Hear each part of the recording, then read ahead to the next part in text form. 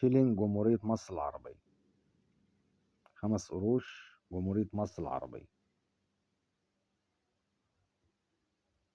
هنتكلم عن سعرها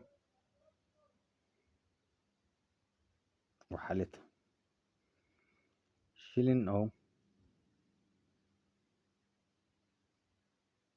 ده الظهر بتاعه،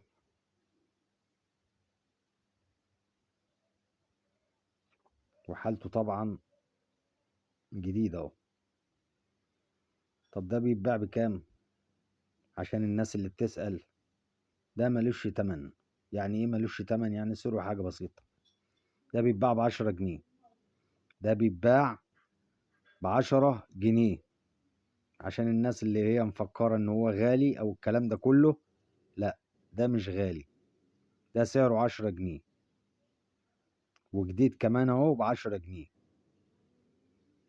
لو متقطع بقى او قديم او مهري او الكلام ده كله ماليش تمن.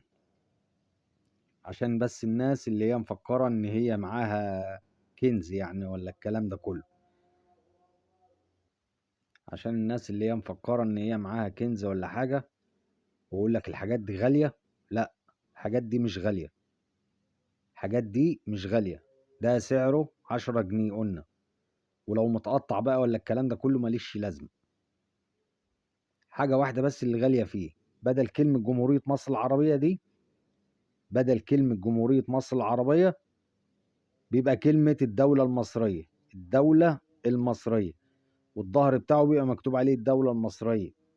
وهنا العلامة المائية بتاعته بتبقى صورة الملك فاروق.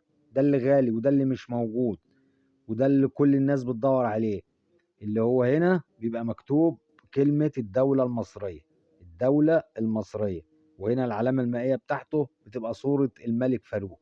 ده اللي غالي وده اللي مش موجود منه، وده اللي محدش لاقيه، اللي هو مكتوب عليه الدولة المصرية ده. عشان تبقى واخد بالك من الكلام وعارف ايه اللي بيتباع وايه اللي ما بيتباعش. حاجة زي اللي قدامك دي الحاجات دي ما بتتباعش، الحاجات دي ما بتنباعش ولا لها اي لازمة. انا بقول لك على اللي ليه لازمة واللي بينباع. اللي بينباع اللي هو مكتوب عليه الدولة المصرية ده، الدولة المصرية. غير كده ما بينباعش. غير اللي مكتوب عليه الدولة المصرية لا بيتباع ولا بيتشري ولا ليه لازمة. لأن سعره أهو زي ما بقول لك، سعره 10 جنيه. ده سعره 10 جنيه. ولو متقطع بقى ولا الكلام ده كله ما بيعملش، ماليش لازمة ولا ليه سعر. فده سعره 10 جنيه. قلنا الغالي اللي هو بيبقى مكتوب عليه الدولة المصرية. الدولة المصرية، أي حاجة غير الدولة المصرية ما تدورش عليها، وملهاش لازمة ولا لها قيمة ولا لها سعر.